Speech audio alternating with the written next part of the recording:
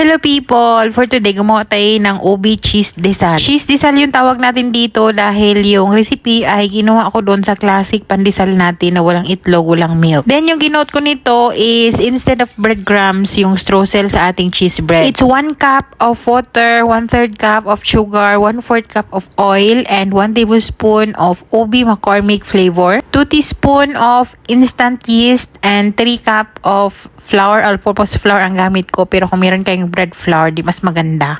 And 1 teaspoon ng salt. And that's it. Itong mixture ng pandesal na to, sobrang lambot din kahit walang itlog at walang milk. This is the classic pandesal recipe.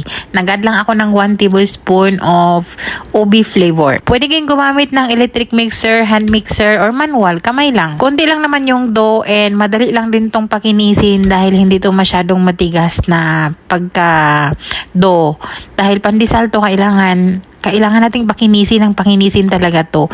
So, minasa ko yan ng mga 8 minutes. Kung manual, ganun talaga, no, mangalay talaga. So, early in the morning ko pa to ginawa after breakfast. So, early in the morning, nagkapawis na tayo. Pero magandang exercise naman. Yung technique dyan, pagka nangalay kayo sa kakamasa, mag-slap and fold kayo, gaya yung nakita nyo kanina. Hanggang sa makinis na yung dough. Kailangan talaga makinis kung gusto nyo malambot na tinapay. Pagka elastic, makinis, at hindi na siya madaling mapunit, mag-window pane test kayo pagka hindi na siya madaling mapunit, edi okay na yun and rest for 1 hour. Then ito na sa part na to, nagbago yung isip ko. Instead of, pandesal kasi talaga yung plano ko today, ubi pandesal. Nagbago yung isip ko, instead na i-coat natin sa breadcrumbs, meron akong nakalagay sa freezer na itong streusel na to, gawa natin to nung huling cheese bread natin. Nilabas ko siya sa freezer at ito na lang yung i-coat natin. Hindi ko siya inubos. Nagtira ako ng konti na streusel na walang ubi. Nagpatak lang ako dyan ng ilang ubi din na flavor para magiging ubi siya. And dahil nagbuubo yun kanina, syempre nakalagay yun sa freezer. And pagka room temperature nun, magbuubo na yun. So ang ginawa ko, binalik ko siya nilagay ko siya sa food processor. Para yung crumb niya, parang kagaya nung bago natin gawa yung ating streusel, ganon. So, kailangan natin padaanin yun sa food processor. Then, after 1 hour, nag-double na yung size ng ating dough. So, kailangan na natin yan siyang i-divide.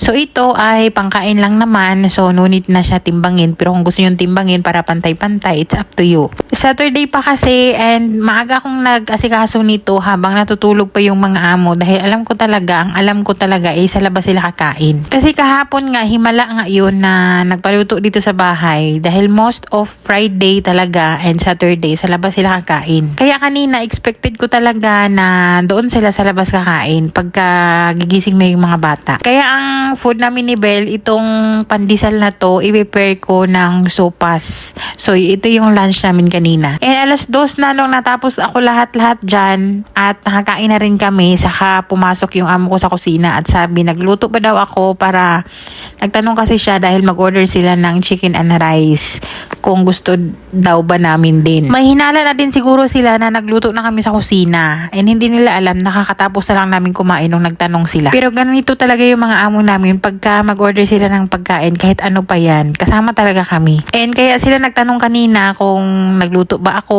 or gusto ba namin mag-order kasi nag-order din sila ng rice daw and chicken kung gusto ba din daw namin.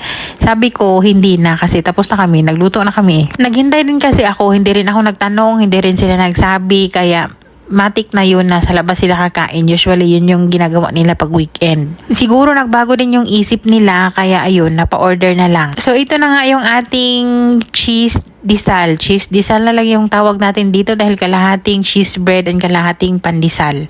Pinares natin yan ng 1 hour bago natin i-bake and binake ko yan ng 20 minutes sa temperature na 325 Fahrenheit. Down lang ang apoy. Kahit mano-mano ko yung minasa, ang lambot ng tinapay na to. Kailangan lang talaga sa tinapay, tamang, syempre yung yeast natin, make sure na hindi siya expired, active pa siya, and kailangan masahin natin, pakinisin ang dough, and paalsahin ng tamang oras.